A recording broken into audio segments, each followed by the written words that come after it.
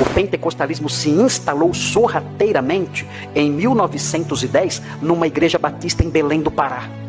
Dois suecos, Daniel Berg e Gunnar Wingren, eles se infiltraram na igreja batista dizendo que eram pastores batistas. E era mentira.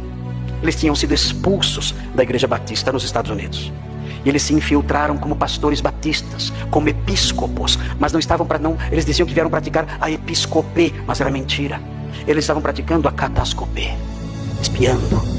E começaram então a conquistar, furtar os corações das pessoas. E aquela igreja foi terrivelmente abalada por esses dois homens, quase foi destruída por eles. Eu tenho aqui comigo uma carta escrita por uma testemunha ocular, um dos líderes da igreja batista de Belém do Pará naqueles dias, em 1911. O nome dele é Raimundo Nobre.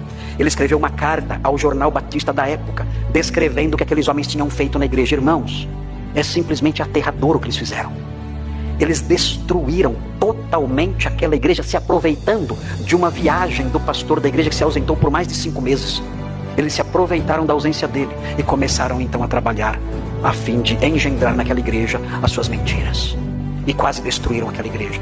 O Raimundo Nobre, o líder da igreja, ficou perplexo. Ele nunca tinha visto um culto pentecostal. Nunca tinha visto. Ele não sabia o que era um pentecostal, porque não existia no Brasil. Não existia. Foram os primeiros que chegaram. E ele narra as pessoas gritando na igreja, as pessoas dançando na igreja, as pessoas berrando e chorando, e balbuciando sílabas desconexas, cantando modinhas, cantando tango na igreja, demônios brigando uns com os outros. Ele diz que ele começou a gritar para que parassem com aquilo, e começaram a gritar mais alto, mais alto. Ele não conseguia superar a voz das pessoas. Dizem que isso não existia porque isso é neopentecostalismo. O pentecostalismo clássico não faz isso. Quando eu ler a carta, os irmãos verão como era o pentecostalismo em 1910, quando chegou aqui. Não existe pentecostalismo clássico, tudo igual.